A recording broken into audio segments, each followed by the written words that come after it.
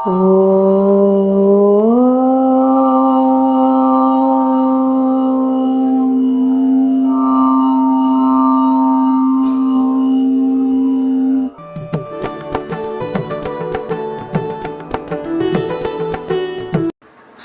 பக்த கோடிகளுக்கும் ஜெயந்தி பால் ஸ்ரீனிவாசன் அநேக நமஸ்காரங்கள்.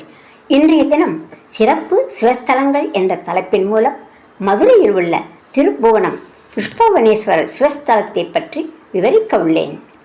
அழகிய நாயகி உடனுரை பூவனர் திருக்கோவில் என்பது இந்த கோவிலின் பெயராகும். இந்த ஊருக்கு புஷ்பவனவாசி, பிதுர் மோட்சபுரம், பாஸ்கரபுரம், லக்ஷ்மிபுரம், பிரம்மபுரம் மற்றும் ரசவாதபுரம் என பல பெயர்கள் உள்ளன. இங்குள்ள இறைவனின் பெயர் அருள்மிகு புஷ்பவனேஸ்வரர்.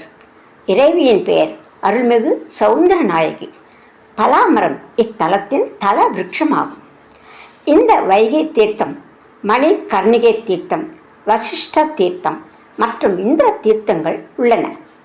இத்தலம் மதுரையிலிருந்து 18 கிலோமீட்டர் தொலைவில் மதுரை ராமநாதபுரம் சாலையில் திருப்புவனம் என்ற ஊரில் அமைந்துள்ளது. வைகை ஆற்றின் தென்கரையில் பழமையான இந்த கோயில் அமைந்துள்ளது. இங்கு விநாயகர், முருகன், தட்சிணாமூர்த்தி போன்ற சிலைகள் உள்ளன. பாண்டிய நாட்டில் உள்ள சிவஸ்தலங்களில் அப்பர், சுந்தரர், சம்பந்தர் ஆகியோரால் பதிகம் பாடப்பெற்ற ஒரே தலம் என்ற பெருமை உடையது. திருப்புவனம் என்பது உச்சரிப்பில் திரிபு ஏற்பட்ட பெயராகும். திருப்புவனம் என்பது திரிந்து திருப்புவனம் என்று ஆகியது. இங்கு பாரிஜாத பூவில் படிமம் சிவலிங்கமாக உள்ளது. எனவே சிவலிங்கத்தின் பெயர் பூவனன் என்பதாகும். இதனால் இந்த ஊருக்கு திருப்புவனம் என்ற பெயர் உண்டானது. 36வது திருவிளையாடல் நடைபெற்ற ஸ்தலம். எலும்பு பூவாக மாறிய ஸ்தலம். காசிக்கு வீசம் கூட என புகழ்பெற்ற ஸ்தலம். ரசவாதம் செய்த படலம்.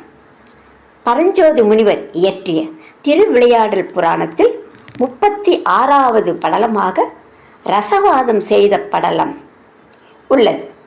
இதில் திருப்புவனத்து இறைவன் திருமேனியை செய்திட தேவையான தங்கத்தை ரசவாதம் மூலமாக பெற்றிடும் முறையை மதுரை ஈசன் சித்தர் வடிவில் நேரில் வந்து அருளியுள்ளார்.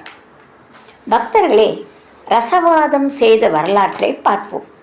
முன்பு ஒரு சமயம் திருப்புவனத்தில் பொன்னணையால் சிறந்த சிவபக்தி ஆவாள். மேலும் அவள் நாட்டிய இலக்கணப்படி தினமும் இறைவன் முன் சிறப்பாக நடனம் ஆடுவாள். தனக்கு கிடைக்கும் வருமானத்தை எல்லாம் சிவன் அடியார்களுக்கு தினமும் அன்னதானம் வழங்கிட செலவு செய்வாள். பலரும் வந்து உணவு அருந்தி செல்வதைக் கண்டு மகிழ்ந்தாள். அப்படி இருக்கையில் பூவன நாதரின் அருள் ஆசையினால் அவளுக்கு திருப்புவனம் கோவிலில் வைத்து பூஜிப்பதற்கு இறைவனின் திருமேனியை தங்கத்தில் செய்து கொடுக்க வேண்டும் என்ற பேராவல் உண்டானது. ஆனால் அவளுக்கு கிடைக்கும் வருமானம் எல்லாம் அன்னதானத்திற்கு செலவு செய்வதால் தங்கம் வாங்க வருமானம் பற்றவில்லை.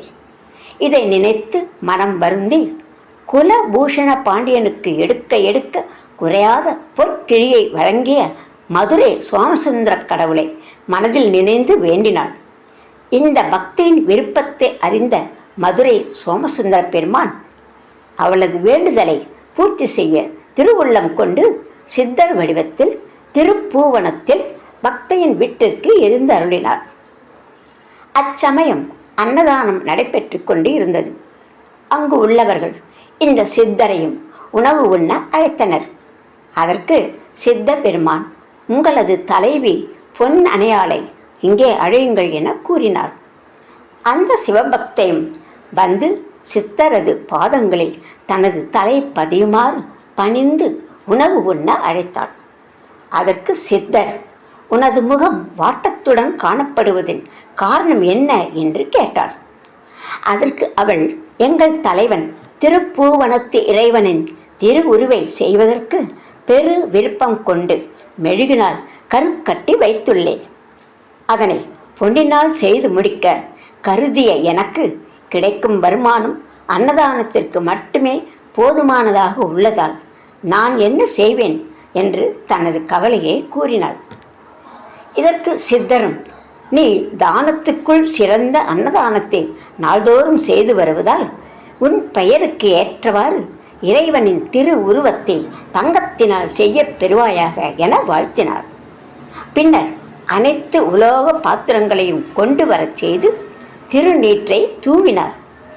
இவற்றை தீயில் இட்டு காய்ச்சுங்கள், தங்கம் கிடைக்கும் என கூறி அருளினர். பொன்னணையாள் சித்தரை வணங்கி இன்று இரவு இங்கேயே தங்கி திருவமுது உண்டு ரசவாதம் செய்து முடித்த பின்னர் அதிகாலை எழுந்து செல்லலாம் என வேண்டினாள். மதுரையில் இருந்து ஆட்சி புரியும் சோமசுந்தரரே சித்தர் வடிவில் வந்துள்ளதால் அவர் யாம் மதுரையில் விளங்கும் சித்தராவோம் என கூறி மறைந்தார்.